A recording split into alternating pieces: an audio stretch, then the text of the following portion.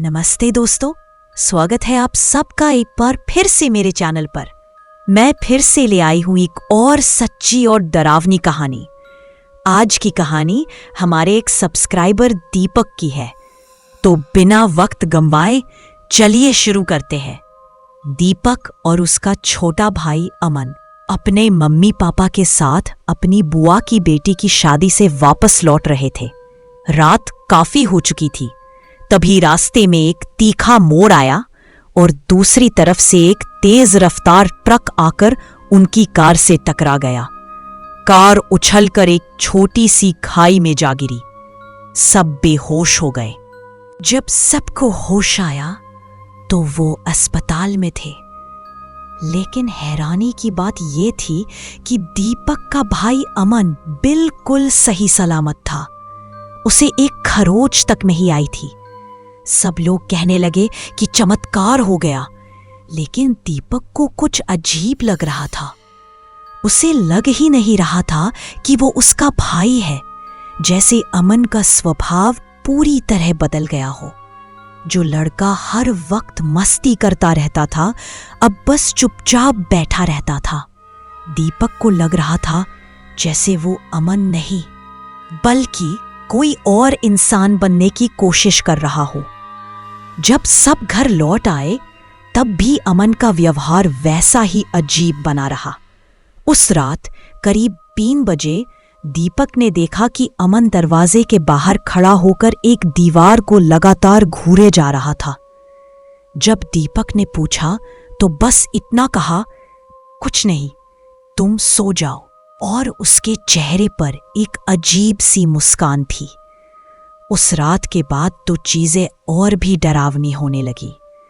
ऐसा लगने लगा जैसे अमन का असर उसकी मां पर भी होने लगा हो। वो बात करते करते एकदम चुप हो जाती, जैसे किसी ने उन्हें रोक दिया हो। और एक रात दीपक को अपने कमरे के नीचे बने पुराने तहखाने से कुछ अजीब सी आवाजें आने लगी।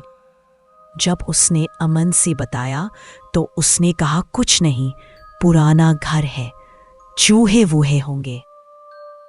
लेकिन कुछ दिनों बाद जब दीपक थोड़ा ठीक हुआ तो वो उन्हीं आवाजों का पीछा करते हुए तहखाने तक पहुंच गया। नीचे जाकर जो उसने देखा, उसे देख उसके होश उड़ गए। अमन एक सफेद घेरे के अंदर खड़ा था। उसके चारों तरफ काले पंख बिखरे हुए थे और वो किसी काली शक्ति से बात कर रहा था। दीपक ने चिल्लाकर पूछा, ये क्या कर रहे हो तुम? पागल हो गए हो क्या? लेकिन अमन के चेहरे पर कोई भाव नहीं था। उसने बस इतना कहा, ये प्रक्रिया मुझे अमन के अंदर रखती है। दीपक डर के मारे भागकर ऊपर अपने बिस्तर में आ गया और कंबल में छुप गया। सुबह जब उठा तो अमन बिल्कुल सामान्य था, जैसे कुछ हुआ ही ना हो। एक दिन दीपक का एक दोस्त उससे मिलने घर आया। तभी अमन उसके पास आया और बोला, क्या तुमने कभी किसी आत्मा का स्वाद चखा है? ये कहते ही अमन की आंखें काली हो गईं। दोस्त डर के मारे भाग गया। धीरे धीरे दीपक को भी अमन के साथ रहते हुए अजीब अजीब बातें महसूस होने लगी। अब मोहल्ले के लोग भी अमन के बारे में अजीब बातें करने लगे थे। गली के सारे कुत्ते भी अमन को देखकर डरने लगे थे। दीपक अपनी दादी के घर गया और उन्हें सब कुछ बताया। दादी उसे लेकर घर आई। जैसे ही उन्होंने अमन को देखा, वो समझ गई कि ये अमन नहीं है। अमन तो उसी दिन मर गया था जिस दिन एक्सीडेंट हुआ था। दादी ने दीपक से कहा, कुछ ऐसा मिल सकता है जिससे उस दिन क्या हुआ था ये पता चल सके। तभी दीपक को याद आया कि उनके पापा की कार में कैमरे लगे थे। वो भागकर कार से कैनो की हार्ड ड्राइव निकाल लाया और एक्सीडेंट वाले दिन की फुटेज लैपटॉप पर चलाई। जो उन्होंने देखा वो दिल दहला देने वाला था। वीडियो में अमन कार से उछलकर दूर गिरता है और वहीं उसकी मौत हो जाती है।